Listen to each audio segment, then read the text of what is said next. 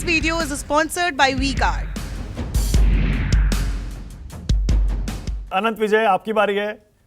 अनंत, यहीं से शुरू करिएगा। प्रचार खत्म हो गया, प्रचार में आपको कौन 19 लगा और कौन 20 लगा?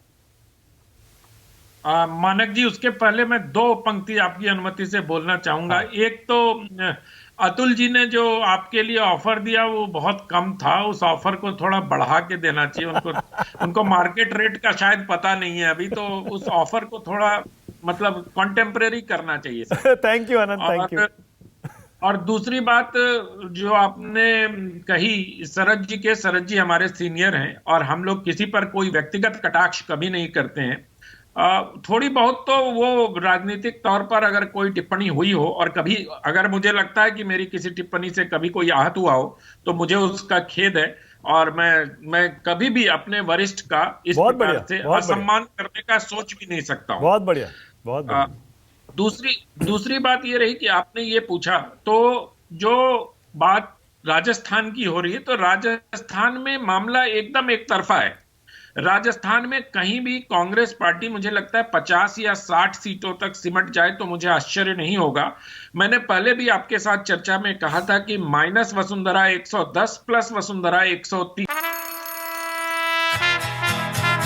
ला ला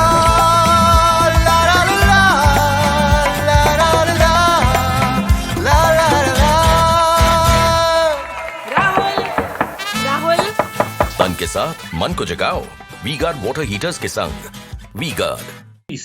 तो मुझे लगता है कि अब वो 130 की संख्या थोड़ी कहां जाके रुकेगी ये मैं नहीं कह पा रहा हूं, क्योंकि आज मैंने देखा वसुंधरा जी छिपा बड़ौद में एक रैली कर रही थी, और छिपा बड़ौद की रैली इतनी मतलब वो उनका जो रागात्मक संबंध एक वोटरों के साथ है, और जिस प्रकार से वहां के विधायक पिछले 8 चुनाव जीत रहे हैं और लोग अब भी उनके पक्ष में खड़े हैं, तो मुझे लगता है कि ये सारी चीजें देखकर राजस्थान एकदम कंक्लूडेड है।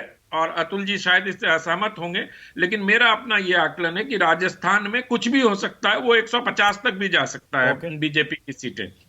रही बात मध्य प्रदेश की, तो मध्य प्रदेश में जो पिछले दिनों से एक कंफ्यूजन दिखाई दिया, कई सारे वीडियोस आप देखो, प्रियंका जी भाषण दे रही हैं, कुछ बोल रही हैं, कमलनाथ जी जाके उनको बीच में चुप करा के कहते हैं ये नहीं ये बोलो, फिर वो ये नहीं ये बोलो, तो इस तरह की चीजें। और प्लस जिस प्रकार से संगठन ने वहां काम किया है, भारतीय जनता पार्टी और राष्ट्रीय स्वयंसेवक संघ ने मिलकर पिछले दिनों वहां काम किया है, तो मुझे लगता है कि कांटे की टक्कर न कह के मैं फाइट ठीक ठाक है वहां पर, लेकिन वहां एज जो है वो भारतीय जनता पार्टी को है, और भारतीय जनता पार्टी हो सकता है वहां पर सरकार बना ले जाए, क्योंकि प्रियंका जी को मैंने कभी व्यक्तिगत हमले करते हुए नहीं देखा। और जिस प्रकार से उन्होंने चंबल में जाके, ग्वालियर में जाके जिस प्रकार से उन्होंने सिंधिया जी पर हमले किए, और उन्होंने कहा कि जिस प्रकार से कि अपने परिवार की परंपरा को निभाया है, तो उन्होंने माधवराव सिंधिया पर भी अटैक किया।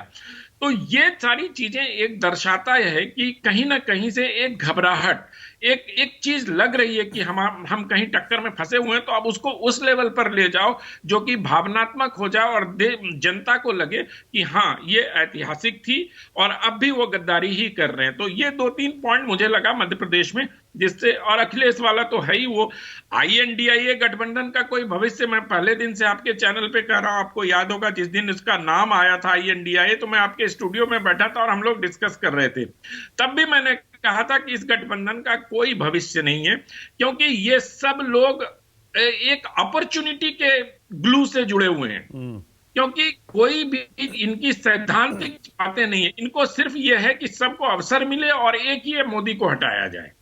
तो ये देश, इस देश ने पहले भी ऐसा देखा है कि एंटी कांग्रेसवाद का दौर चलता था और सब एक साथ इकट्ठे इसलिए होते थे कि कांग्रेस को हटाया जाए।